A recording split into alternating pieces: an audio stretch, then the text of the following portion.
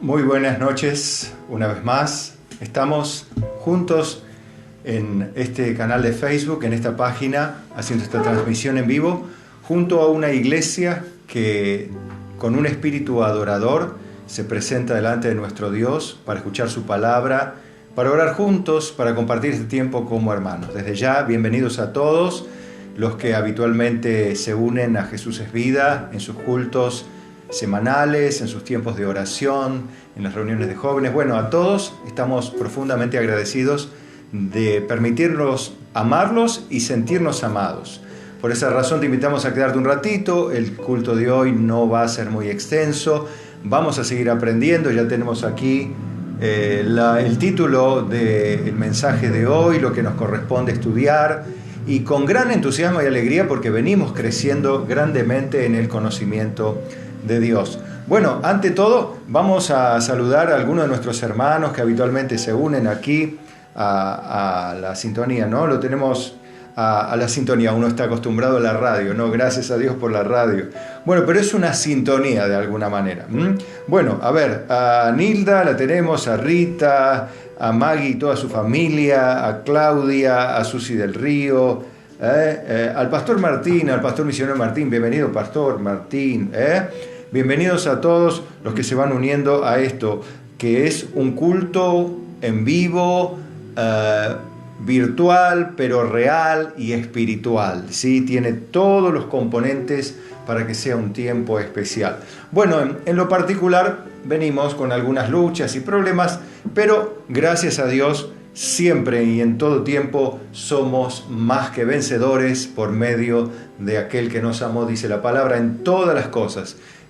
Y justamente ninguna de esas cosas nos podrá separar del amor de Dios que es en Cristo Jesús, Señor nuestro. Bueno, voy a invitar a mi esposa en este día que me acompañe. Bienvenida, Susi. Bienvenidos. Hola, quería saludarles, tener un breve saludo junto a ustedes. Realmente me alegro de poder estar presente en la reunión, ¿no es cierto?, este día domingo. Ya no sé el día en que vivo, son todos iguales.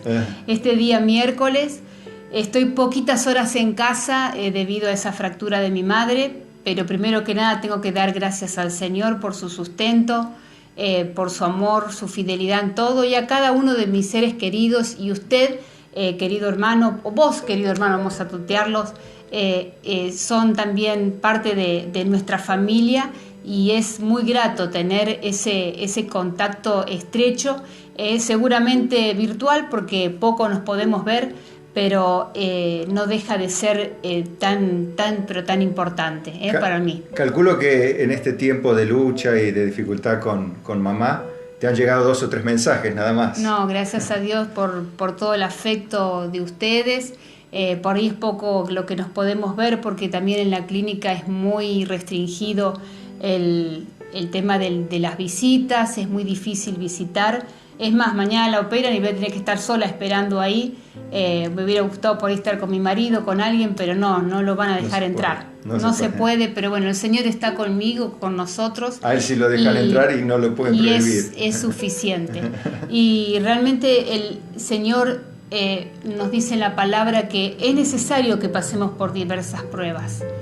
Pero esas pruebas producen en nosotros frutos muy, pero muy agradables para Él, y muy provechosos para su iglesia, porque nos va forjando el carácter de Cristo, nos va haciendo más como el Señor, nos va sensibilizando y nos va llevando a un servicio más efectivo, ¿no? Un servicio a los santos, un servicio a este mundo que necesita tanto de Dios, a través de aquellos dolores, ¿no? Porque el Hijo de Dios no se promociona a través de un estudio de teología, que es necesaria, estudiar la palabra del Señor es hermoso, hacer cursos, hacer seminarios, cursar diferentes carreras teológicas, es muy atractivo y es necesario. Amén. Pero el Señor nos va formando y nos va forjando a través del dolor, de distintas experiencias, de distintas vivencias, y bueno, las que no son gratas y son dolorosas o difíciles son necesarias, pero además de tenerlas tenemos arriba al Señor que nos sustenta y que nos lleva a una vida de abundancia en todos los sentidos. Bueno, así que le damos gracias a la multitud de manifestaciones de amor de tantas personas, de tantos lugares, de varias provincias, de otros lugares que, bueno, se enteran y saludan, apoyan, oran, interceden, ayunan, llega el cariño. Y bueno, uno se siente bien en medio de la tormenta, ¿no? Bien seguro, por supuesto, en las manos de Dios, ¿no? Porque Dios nunca nos ha dejado ni nos dejará, así como en estas cuestiones familiares, de salud, así como en la pandemia, así hasta como en lo económico. Dios es fiel, siempre fiel. Como dice la palabra ya en Deuteronomio, a Israel le decía, que sepa Israel que Dios es Dios fiel, ¿no? Dios fiel. Él es un Dios que cumple, promete lo que cumple y permanece fiel todo el tiempo. Es su naturaleza. Bueno, gracias por ese Dios que tenemos. Mi saludo es breve, los voy a dejar directamente con Carlos y desde ya pedirles oración, que mañana a partir de las 8 es la operación de mi madre. Muchas bendiciones y seguramente al terminar el culto estaré saludando nuevamente. Estamos y orando con ustedes. Claro que sí. Bueno, gracias, Susi. Bien, a todos los hermanos les decimos bienvenidos, a los que se van uniendo recién. Es el caso de la hermana Karina, la hermana Rosa Urbano, Marcelita Navarro, Clelia, sí, bienvenida Clelia, Elías también, Blanca Gordillo, Maki desde Mar del Plata, también Gaby Cabrera, una valiente enfermera, también luchadora, instrumentista. Bien, tenemos algunos, bueno, acá hay algunos apodos, ¿no? Benjamin o Benjamín debe ser, me imagino. Bienvenido, Benjamín. Karina, Silvio Buffet, también bienvenido. Luli Barra, también Vane Palacios. Todas, cuando nombramos uno, seguro está la familia por allí también, Karina y su esposo Alfredo, Gustavo Palacios, toda la familia Palacios, Miriam, nuestra consuegrita amada y su querido esposo, a quien amamos, y a toda su familia, Emilce, su esposo también Marco, Gustavo, Betty, la pastora Betty también, esposa del pastor misionero Martín, bueno, que dejan su cariño, la hermana Brenda, con su esposo también y su hermosa bebé. Bueno, bienvenidos también. Gracias, Brendita, por unirte a este tiempo de culto, de adoración. Bueno, nos alegra mucho de tenerles a todos, compartir este tiempo breve, pero vamos a disfrutarlo. Después vienen las preguntas. Lo que sí, hoy les voy a pedir perdón porque las preguntas no van a saltar inmediatamente a su celular apenas terminemos la reunión, porque hoy el día fue complicadísimo y bueno, no llegué a tiempo gracias a mi asistente PowerPoint que me lo ha podido preparar. En este caso no lo tuve que hacer y bueno, me salvó esa parte. Estará acá proyectándose para que me ayude a exponer la palabra, así que gracias a todos los que apoyan de alguna manera. Bueno, seguiríamos con los saludos de manera infinita, acá Nadia y Ángelo. Bueno, cuántas hermosas personas que siempre nos acompañan. Por supuesto, dejen su saludito, su cariño, nosotros los devolvemos con un corazoncito siempre. Sepan que leemos siempre cada uno de sus saludos, no despreciamos ninguno y los apreciamos a cada uno y apreciamos cada una de sus sinceras palabras. Así que no tengan reparo en dejar un me gusta allí en el video si te gusta, no mientas. Y por otro lado, también dejarnos una palabra de aliento que nos hace bien, como a vos te hace bien cada palabra que podemos intercambiar. Así que vamos a ir a orar en este momento, mientras vos te unís a tu gente allí donde estás, breve, más vale lo bueno, breve, consistente. Así que no pienses ahora en la comida, en la cena. ¿La cena está en marcha? Bien. ¿Falta empezar a hacerla? Bien. ¿No hay para cenar? Gloria a Dios. Dios proveerá de alguna manera. Bueno, lo importante es que ahora te concentres en este breve momento que es para Dios. Recordá que el culto no es para vos, ni en la iglesia, ni acá, ni en ningún lado. Hay demasiada gente que busca un culto para ellos, donde el centro de todo son los creyentes. En los verdaderos creyentes entienden que el culto no es para ellos, sino para Dios. Y el centro de todo es Cristo, no ellos, ni lo que Dios va a hacer con ellos, ni los milagros que Dios haría en ellos, ni el futuro que tiene Dios para ellos. No. El centro de la Biblia es Cristo y el centro del culto es Cristo y el motivo de nuestra vida es Cristo y para mí, para vos, el vivir es, ¿lo dijiste? Cristo. Bien, vamos a orar. Padre, oramos en esta noche agradecidos profundamente de estar con niños, jóvenes, adolescentes, en este breve tiempo, en este culto de los miércoles, donde fortalecemos nuestra fe, nos reimpulsamos en la semana, damos gracias por todo y en toda circunstancia. Señor, nos animamos unos a otros, agradecemos por todas las cosas que tú nos provees, por las palabras con las cuales tú nos sostienes, por cada manifestación de amor del pueblo de Dios, por cada cariño, por cada exhortación de un hombre, una mujer sabia, lo cual valoramos, porque como decía el salmista, que un sabio, que un hombre recto, íntegro, lo reprenda sería como un bálsamo para él. Y así es, el sabio ama la corrección y también nosotros la valoramos, Señor. Gracias por la gente que nos enseña, que nos corrige, así como la gente que nos anima y nos consuela, la gente, Padre, que está a nuestro lado y tus ángeles santos, gracias. Gracias, Padre, por tus siervos y tus siervas, por los pastores y ministros, y gracias aún por las buenas personas que no te conocen, los buenos amigos que aunque no te conocen, oramos por ellos para que sean salvos.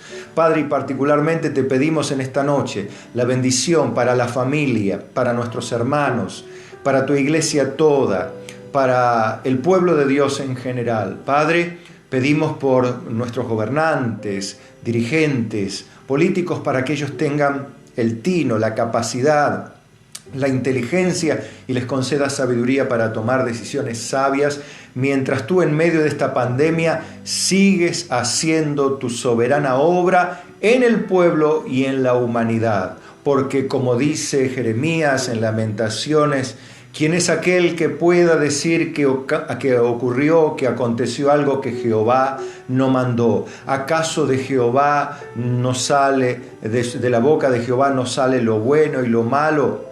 Si se lamenta el hombre, laméntese, dice tu palabra, en su pecado. Padre, ayúdanos a reconocer nuestros pecados, lamentarnos y arrepentirnos y volvernos y ponernos de pie. Líbranos de nuestra propia incredulidad, líbranos de un carácter carente de afecto, carente de sensibilidad espiritual, un carácter balanceado con conocimiento y amor, con sabiduría y sensibilidad. Ayúdanos a tener un carácter firme, Señor, pero también un carácter sensible. Líbranos del enemigo, del mal, de las enfermedades y de todo cuanto enemigo esté. Mas si algo permites, Señor, será para tu gloria y para bien de tu pueblo. Encomendamos, por tanto, a la familia reunida detrás de esa pantalla, a cada niño, a cada anciano, a cada matrimonio, a cada familia, así como a este tu siervo, mi hogar y el de toda familia cristiana. Allí repose tu Santo Espíritu con poder para instruirnos en tu verdad y palabra, en el nombre de Jesucristo. Y decimos juntos, ustedes y nosotros, amén. Bien, maravilloso Dios. Bien, ¿les gustaría empezar? ¿Sí? Bien, vamos a empezar con la palabra de hoy. Antes, los que se engancharon recién, les recuerdo, Susi estuvo un ratito, está muy ocupada, hoy no va a estar mucho tiempo, hoy no va a transmitir la enseñanza del bloque para la familia que siempre acostumbramos a tener. Hoy no lo vamos a tener, bueno, por razones obvias.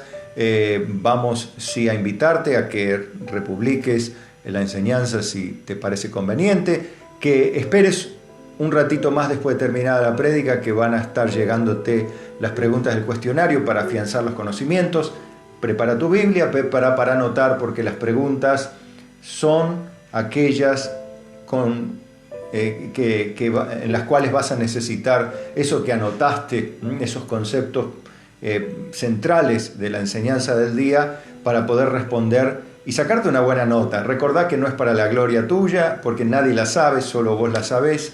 La nota que te sacás, si te sacás una mala nota, no te desalientes, y si te sacás un 10, no te agrandes, ¿sí? Lo importante es que el cuestionario sirve para afianzar el conocimiento o para descubrir que no se está afianzando bien.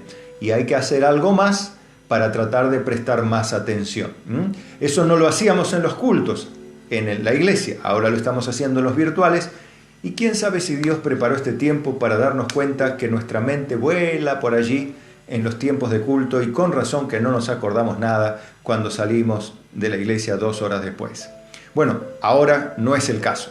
¿Vamos a la palabra? Sí, bien, vamos a la palabra de Dios con gran alegría y entusiasmo. Comenzamos a desarrollar el mensaje de hoy.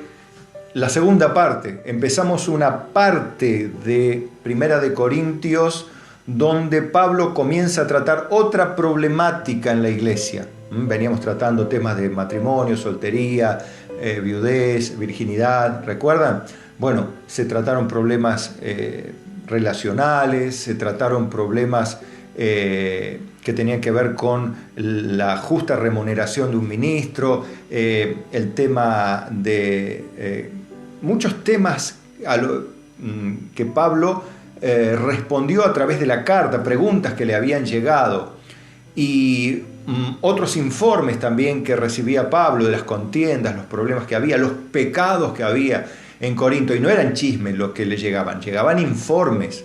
Recuerde que una cosa es un informe a través del cual, y esto anótelo, no es una pregunta, pero anótelo, un informe que hace, como hicieron los de Cloé, recuerdan que le trajeron un informe a Pablo sobre que había contiendas y disensiones. Bueno, eso no es un chisme. ¿Por qué? Porque Pablo necesita esa información para hacer una corrección dentro del marco de la iglesia y darle el curso que corresponde a la iglesia. Un chisme, ¿qué es? Una información fidedigna o falsa que no tiene necesidad del oyente escuchar. No tiene necesidad ni le sirve para nada. Eso es un chisme. Información correcta o incorrecta que no le sirve al oyente, no le aprovecha. Bien, entonces, si alguien se está peleando en la iglesia, la información debe ser para que se pueda tomar una medida o para dar un consejo apropiado. Bueno, aquí Pablo tenía una serie de problemas. En la anterior oportunidad vimos como Pablo alababa a los corintios porque habían escuchado y habían atendido a las instrucciones. ¿Recuerda el culto del domingo? Pablo tenía instrucciones, como ministro de Dios dio instrucciones y dice, os alabo en esto porque tal como los instruí, así hicieron. En esa parte, ¿no?, de la cual Pablo les hablaba. Cuando empieza a desarrollar el tema del culto, recuerda que hablamos del pelo largo en la mujer, del pelo corto en el hombre. ¿Para qué servía todo eso? Bueno, Pablo tenía instrucciones concretas y específicas del culto, porque estaba hablando del tema de la mujer y del hombre en el culto para Dios.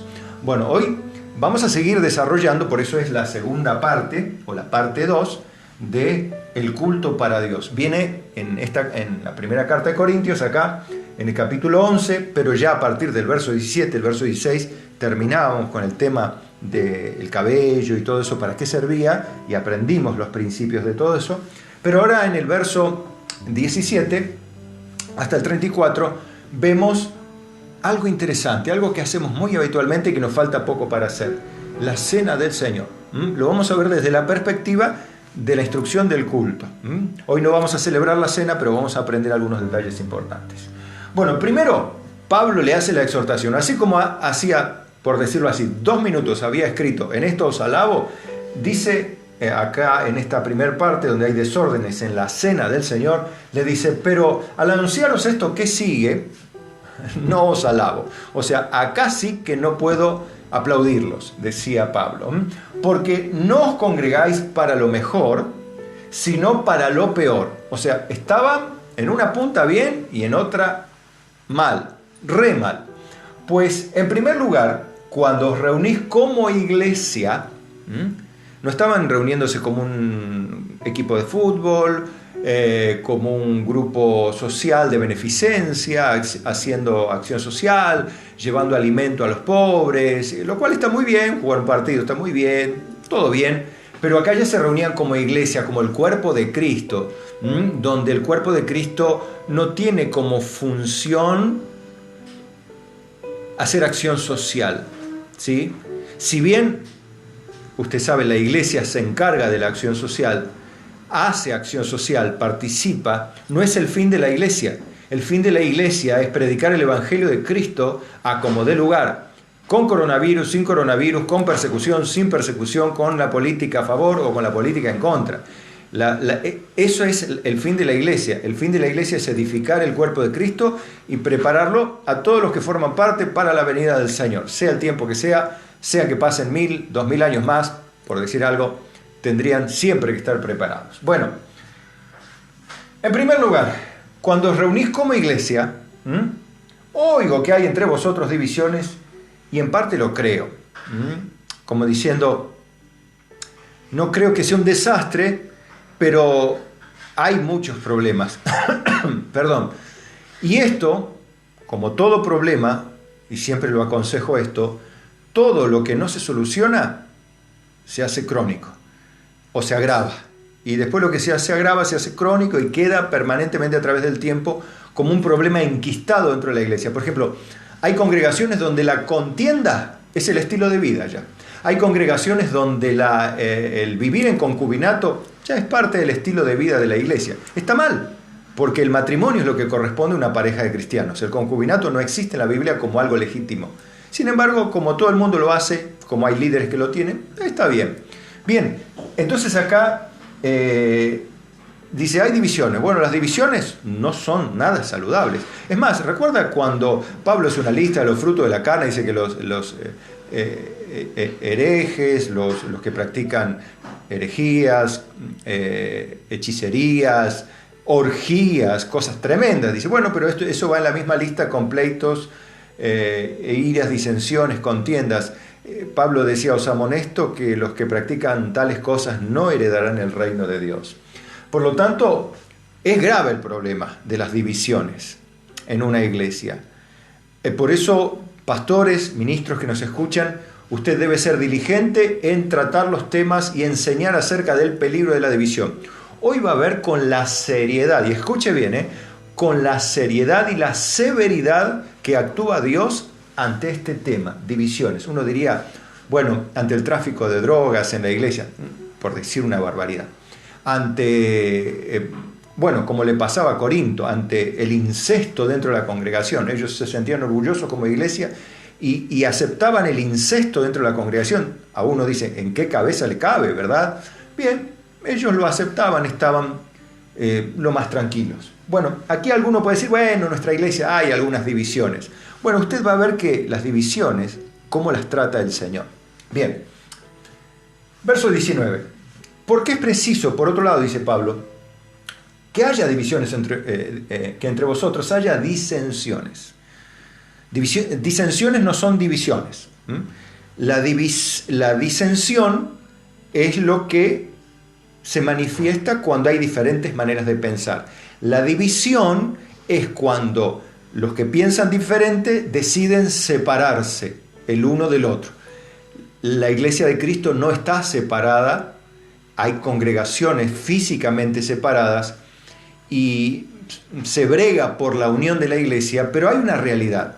La iglesia de Cristo no hay que trabajar para unirla. La iglesia de Cristo es una sola, está unida y comportan a la iglesia de Cristo los miembros que son salvos, redimidos, lavados por la sangre de Cristo, nacidos de nuevo, personas que han sido trasladados del reino de las tinieblas al reino de su luz admirable, personas que han nacido de arriba. Estoy hablando frases sinónimas.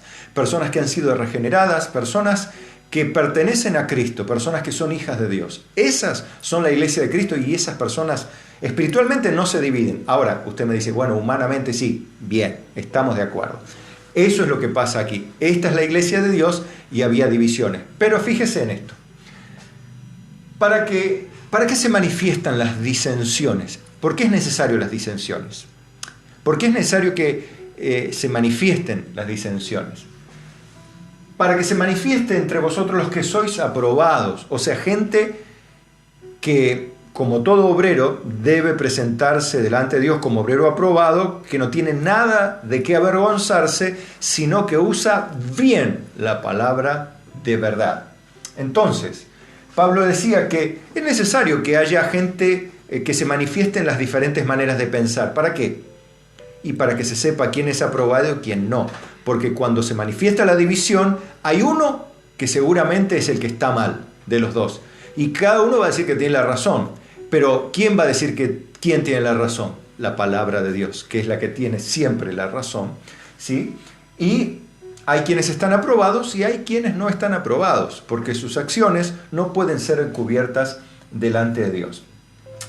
Entonces, Pablo le dice en el verso 20, cuando pues os reunís vosotros, esto no es comer la cena del Señor. Como acá había una serie de reuniones, cenas, como nos reunimos como iglesia nosotros a cenar. Eso no es la cena del Señor, dice Pablo.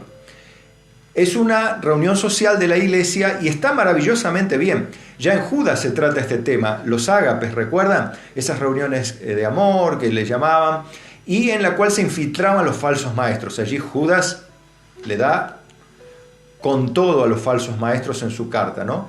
Y habla justamente de los falsos maestros que encubiertamente entraban en esas fiestas de amor, donde se comía, se compartía, y después se pasaba formalmente a la cena del Señor. ¿Sí? Pero, ¿qué pasaba? Bueno, vamos a tomar la cena y la gente se reunía a comer. Pero le decía, guarda, cuidado, que esto no es la cena del Señor.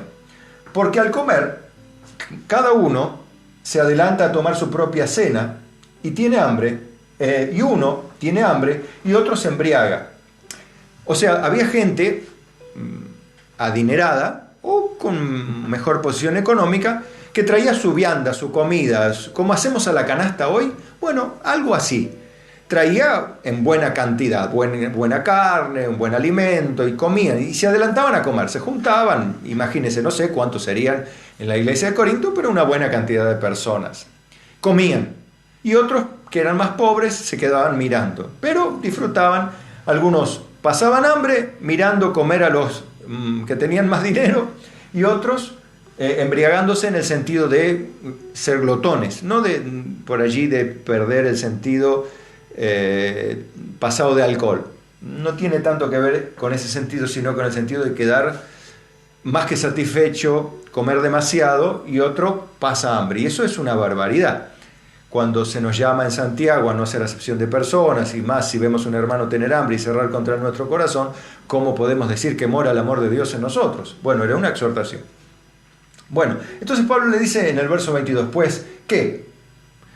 Siempre, vieron que Pablo nos lleva siempre a razonar, les hace pensar a la gente con preguntas que casi tienen una respuesta, pero él siempre usa estas preguntas retóricas para hacer reaccionar a las personas. Les dice, ¿no tenéis casas en que comáis y bebáis? O sea, ¿no pueden comerse todo en su casa y venir a compartir un tiempo de armonía en la iglesia?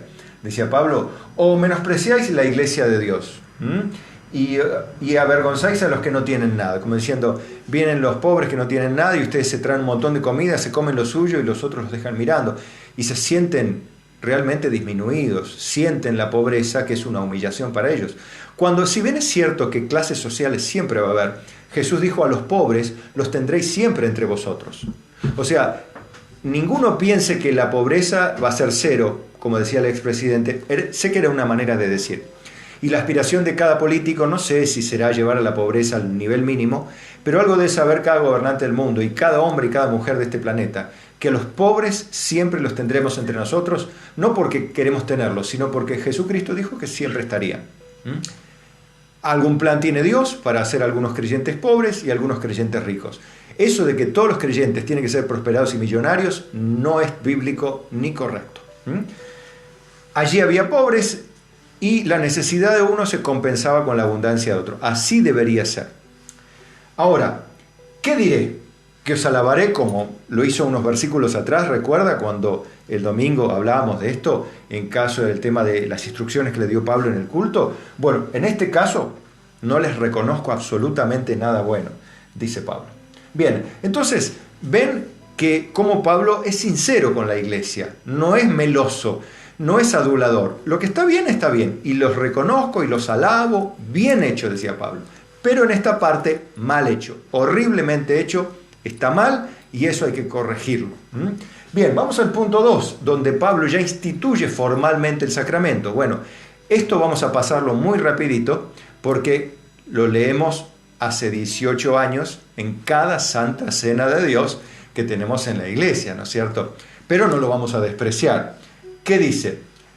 porque yo recibí del Señor lo que también os he enseñado, que el Señor Jesús, la noche que fue entregado, tomó pan y habiendo dado gracias lo partió y dijo, tomad, comed, esto es mi cuerpo que por vosotros es partido, haced esto en memoria de mí.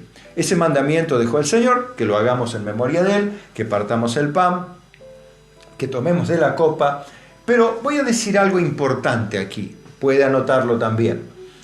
Usted sabe que los evangelios fueron escritos después de estas cartas. Mateo, Juan, Lucas, fueron escritos después de esta carta. Por lo cual cuando Pablo dice, porque yo recibí del Señor lo que también os he enseñado, es que Pablo recibió el mandato directo del Señor Jesucristo de cómo llevar adelante la cena del Señor. No es que Pablo tomó como fuente a los evangelios, sino que Pablo tomó como fuente la misma boca del Señor Jesucristo, quien él le dice cómo debe instituir este sacramento. Uno de los dos sacramentos que llevamos adelante, el del bautismo y el de la Santa Cena en la Iglesia de Cristo. Bien, que el Señor Jesús la noche que fue entregado, bueno, ustedes saben, en la última cena, él tomó pan.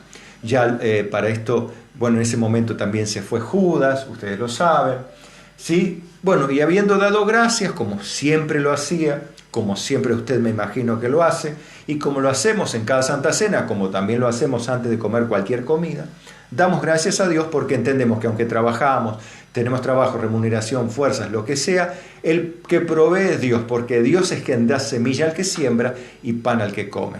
Si bien ganamos con el sudor de nuestra frente, nuestros recursos o nuestro sustento, con todo, nuestra frente suda, si vale decirlo, nuestro cuerpo trabaja, nuestra mente se activa y organiza y produce, gracias a la gracia que Dios nos concede para vivir. Entonces, le damos gracias por su gracia, por su favor y misericordia, que hace que en nuestra mesa esté el pan, muchas veces en abundancia, y alguna vez puede estar escaso con el propósito del Señor probarnos, pero escrito está en su palabra, y esto para que usted lo confíe en ello, como dijo David, él fue joven y había envejecido, y no había visto en toda su vida un justo desamparado, ni sus hijos que mendiguen pan. O sea que los hijos de Dios tienen asegurada la provisión. Él dijo, en vez de preocuparse por la provisión del pan, preocúpense primeramente de anunciar o de buscar el reino de Dios y su justicia, primeramente. Lo otro después, secundariamente. No hagan al revés. La mayoría de los cristianos buscan primeramente el sustento diario y secundariamente el reino de Dios. Por eso muchas veces no alcanzan a tener la plenitud de la vida cristiana porque invierten los valores, invierten las prioridades. Y no funciona. El plan de Dios es el plan de Dios. Aquel que trata de torcerlo no puede esperar y no debería sentir envidia de aquellos que, poniendo en orden las cosas, los caballos delante del carro y no el carro delante del caballo. El carro anda, pero cuando el carro va delante del caballo, anda bastante mal el carro. Entonces ve que su vida cristiana no es lo que debería ser. Va a los tropiezos, a los tumbos espiritualmente, familiarmente, se cae y se levanta y no está priorizando el reino de Dios. Está priorizando su ingreso, su trabajo, sus necesidades. Jesús dijo, no se preocupen, no lo hagan, no se pongan ansiosos. Dejen que el Padre les añada porque el Padre sabe que tiene necesidad de todas esas cosas. Háganlo. Pero, bueno, es un desafío de fe. Entonces, cuando Jesús instituye la cena, debe hacerse esta cena en memoria de Él. Así también, dice, también tomó la copa después de haber cenado, diciendo, esta copa es el nuevo pacto en mi sangre. Recuerden que esto es herencia de la tradición judía también, la copa de vino, el pan, todo eso, que aplica ahora mediante el mandamiento directo del Señor Jesucristo a la cena de los cristianos, a la cena del Señor, que no es el Shabbat, es la cena del Señor, así como es el día del Señor. No es el Shabbat, es el día del Señor, el domingo es el día del Señor y esta es la cena del Señor. Bien, esta copa es el nuevo pacto en mi sangre, porque la copa también se usaba en el pueblo judío. Haced esto todas las veces que la bebiereis también en memoria de mí. Instituye la cena mediante el mandato directo y revelación directa del Señor Jesucristo, el apóstol Pablo. Después, los diferentes escritores de los evangelios también recopilaron esta información y contaron lo que el Señor hizo. Pero Pablo recibe la revelación directa de parte del Señor. Así pues, todas las veces que comiereis este pan y beberéis esta copa, la muerte del Señor anunciáis hasta que Él venga. Hay varias cosas aquí. ¿Qué cosa? Que cuando comemos y bebemos, estamos al mismo tiempo haciendo memoria del sacrificio de Jesús, el derramamiento de su sangre, el sufrimiento en su cuerpo, todo eso para pagar nuestros pecados y ocupar el lugar del Cordero Perfecto, la Pascua. La Pascua, nuestra Pascua, es Cristo y ya fue sacrificada una vez y para siempre. No tenemos que sacrificar más la Pascua. Solo hacer memoria de esa Pascua única de Cristo, donde el Cordero Perfecto, Cristo, oficia ese lugar, en ese lugar de la víctima, pero también Él, por otro lado, al mismo tiempo se constituye en sumo sacerdote después en los cielos, donde Él mismo se presentó y se es instituido sumo sacerdote según otro orden, no el según orden de la ley judía. Bien, ¿y qué más hacemos?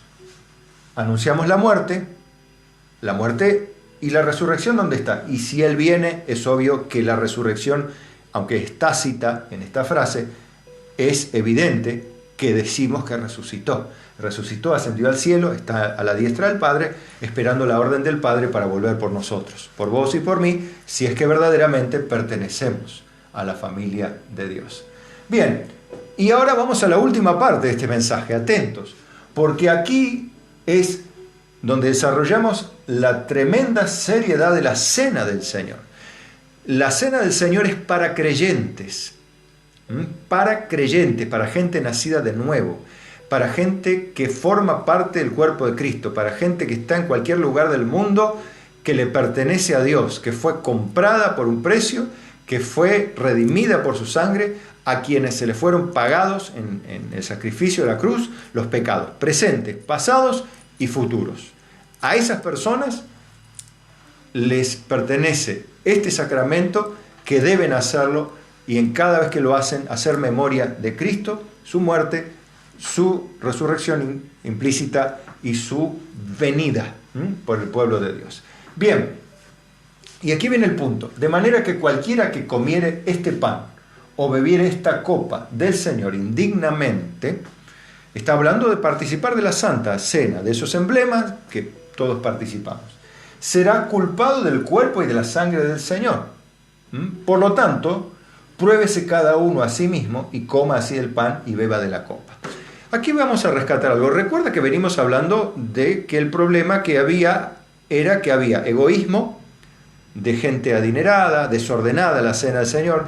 Tenían una gran cena donde había irregularidades, donde había lo que menos había era amor, generosidad, compartir el uno con el otro. No había un compartir, había un cada uno arréglese como pueda, tenés para comer, bien, disfrútalo, no tenés para comer, no es mi problema. Bueno, eso habla un poco del individualismo actual que estamos viviendo, ¿no? Donde cada uno vive su cristianismo. Tenés, bien, es tu vida, es tu forma, arreglate como puedas. Bueno, no es así en el caso de la Iglesia del Señor. Debe ser un cuerpo unánime, amoroso, sincero, con sus defectos, como todos los tenemos, ¿sí? Ahora, el problema es participar de esta Santa Cena indignamente, participar no siendo consciente de la seriedad del sacrificio de Cristo, de lo que Cristo hizo, participar en una condición indigna, o sea, no teniendo en cuenta el valor de la santidad de Dios, la unicidad o la unidad del pueblo de Dios. Recuerda que estaba hablando Pablo de las divisiones, de las disensiones, y que era necesario que haya para que se manifieste que no sois aprobados. O sea, que hay gente desaprobada, gente indigna, desaprobada. Esa gente desaprobada, indigna, participando de la cena del Señor, lleva la culpa del asesinato de Cristo. Era necesario, está bien, pero lleva como Herodes, Poncio Pilato, los gentiles y los judíos perversos, que se unieron a una contra el Cristo, y lo asesinaron impíamente, injustamente, transgrediendo todos los principios de la justicia y mintiendo de la manera más aberrante, así y todos siendo responsables de predicar con su propio testimonio, hicieron exactamente lo contrario, con corazones llenos de odio, llenos de muerte, de maldad y de homicidio. Bien, esas personas son indignas, pero también son indignas las que dividen la iglesia. Por eso, ahora quiero que vea que una persona que trae divisiones dentro de la iglesia del Señor, no es gratis que participe de la Santa Cena en esa condición. Una persona que se mete a hacer separación y poner unos contra el otro y contra los pastores o una familia contra otra, o hacer una especie de sectas, bueno, están los pastores de aquí y los pastores de allá y los hermanos de acá y los universitarios y los pobres y los ricos y los jóvenes y los adultos y los viejos y los jóvenes, o los buenos y los malos, los santos y los pecadores. La gente que se dedica a fabricar disensiones corre serio peligro de ser considerada indigna de participar de la cena del Señor y participar igual. Por eso dice, pruébese cada uno a sí mismo, pero no dice, y bueno, no tome la Santa Cena. ¿Qué hacen los cristianos cuando le gritan a la esposa, cuando se pelearon antes de venir a la iglesia? Dicen, hoy no, yo no tomo la Santa Cena porque pequé. Otro dice, no, yo estoy en pecado, entonces no tomo la Santa Cena. Bien, ¿para qué? Para evitar ser culpado de la sangre y el cuerpo del Señor. ¿Y usted cree que vivir en pecado es gratis? ¿Vivir con un corazón oscurecido, lleno de maldad, de odio o de disensión, siquiera, que no parece tan dramático, o como fue denominado por la iglesia quizá católica como un pecado venial, como el mentir, un pecado venial, cuando es un pecado gravísimo el mentir, como el dividir la iglesia del Señor? Ese concepto cultural erróneo hace que las iglesias tiendan a dividirse y separarse en congregaciones, y pastores que salen, se ungen solos, se separan solos, buscan a alguien que le ponga un poco de aceite en la cabeza y forman una nueva congregación pensando que eso ya es aceptado delante de Dios. Bien, en realidad dice, no vayan a preguntarle, sino ustedes pregúntense, y si se dan cuenta que han cometido ese pecado, arrepiéntanse y participen de la cena. No dice que no lo hagan, dice que lo hagan, porque los cristianos participan de la cena. Deben hacerlo, deben participar del sacramento. Por eso la autodisciplina, en el sentido no del autodominio, sino del castigarse uno y decir, bueno, no tomo la Santa Cena, no es sabiduría, es necedad, es torpeza. Y eso hay que corregirlo en muchas personas, que deberían darse cuenta que lo que tienen que hacer es arrepentirse, arreglar sus cuentas con Dios y participar de la Santa Cena y unirse. ¿Por qué? Porque el que come y bebe indignamente sin discernir el cuerpo del Señor, juicio come y bebe para sí. ¿Qué juicio? No sé, Dios sabrá cómo. Él, conforme al grado de maldad o al grado de pecado o al grado de transgresión, tiene una disciplina para aplicar. Si es creyente, aplicará la disciplina, y si es incrédulo, aplicará la disciplina que él entienda. Yo no administro disciplina celestial, la administra solamente Dios. ¿Hay disciplina eclesial? Claro, los ministros nos unimos para aplicar disciplina eclesial a quien consideramos ha transgredido normas graves y ha hecho cosas, con pecados graves, y administrar una cierta disciplina si es necesario. No siempre es necesario. Bien. Ahora, el problema es que está dañándose a sí mismo la persona que, no, dice, para mí está bien. Recuerde que no debemos ser jueces de nosotros mismos, sino evaluarnos a nosotros mismos, pero no emitir una aprobación personal, sino que Dios nos tiene que aprobar a través de su palabra y a través de nuestras conciencias, donde está escrita la palabra del Señor. Por lo cual, y ahí viene el punto, mire lo grave que es dividir una iglesia o meterse a hacer lío en una iglesia. Dice, por lo cual hay muchos enfermos, o sea, la gente se enferma por traer divisiones en la iglesia.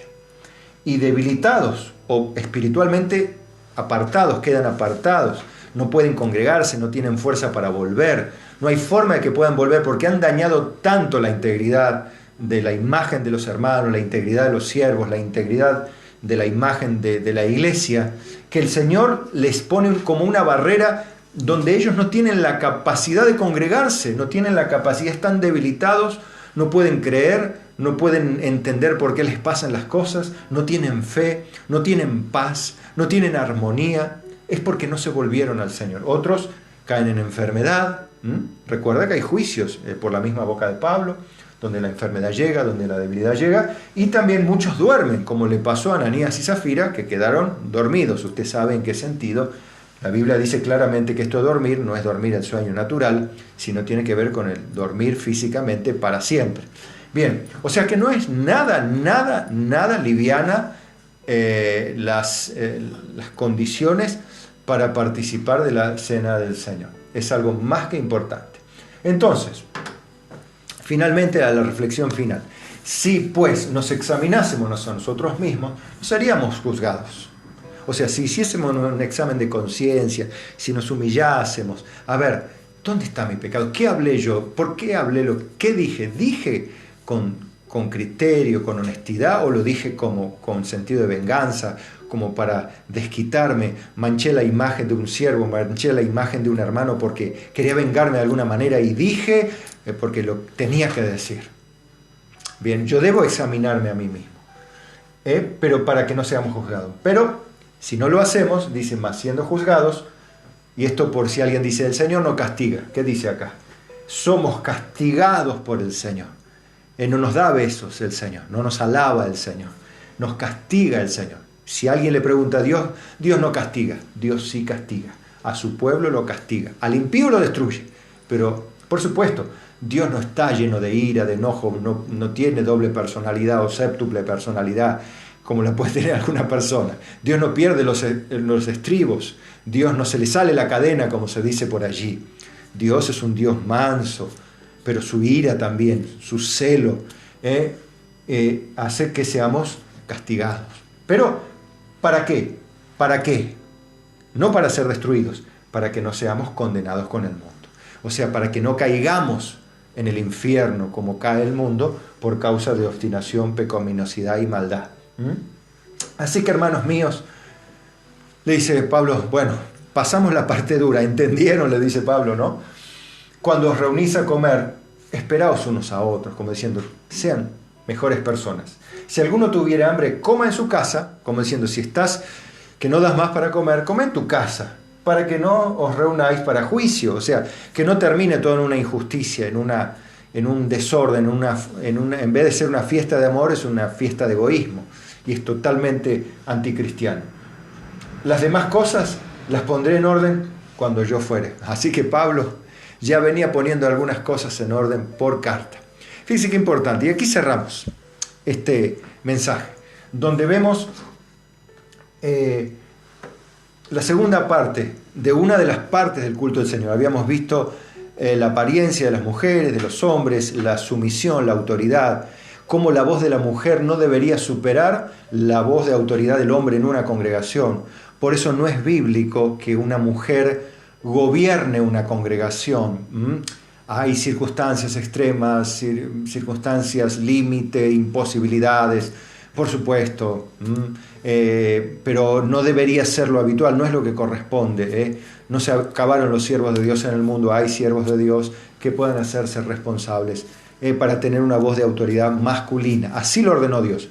Ya explicamos que la mujer no es menos digna, no es menos persona, no es menos nada. Es absolutamente complementaria, absolutamente valiosa y tiene atributos maravillosamente superiores a los del hombre. Pero en cuestiones de autoridad, el Padre es primero, el Hijo es segundo y el Espíritu Santo después. El Dios es primero, el hombre segundo, la mujer después, en autoridad, no en calidad, no en persona, no en integridad.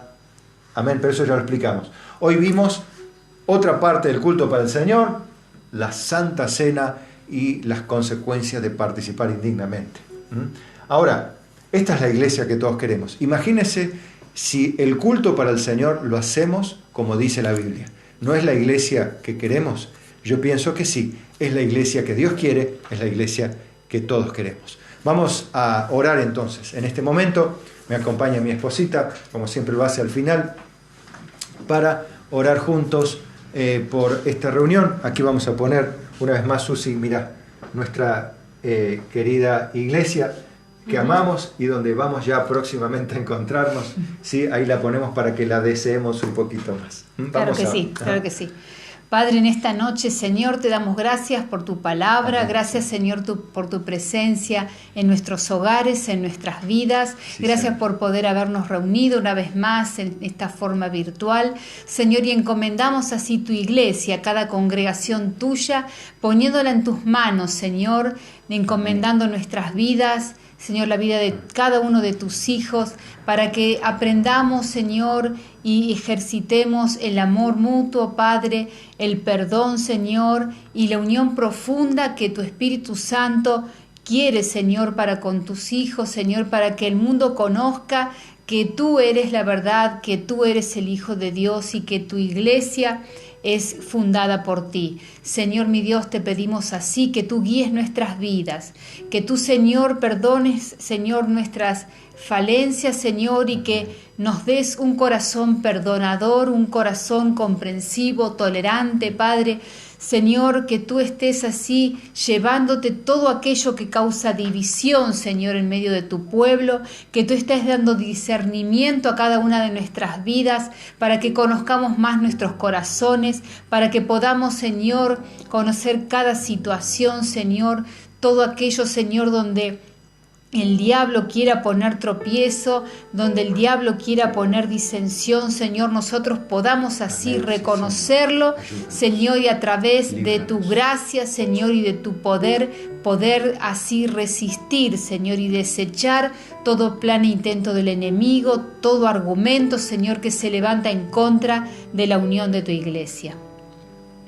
Gracias, Sí, Padre. Jesús. Cerramos este tiempo bendiciendo Amén, a la familia, a toda la gente reunida detrás de esa Amén, pantalla. Señor Jesús. Gracias, Padre, por todas las personas Amén, que se han sí, unido a Señor este Jesús. culto del miércoles Sí, para Señor fortalecernos, animarnos Amén. juntos. Sí, Padre, Señor. gracias por edificarnos en tu verdad y palabra. Nos hace bien, Señor, tu verdad.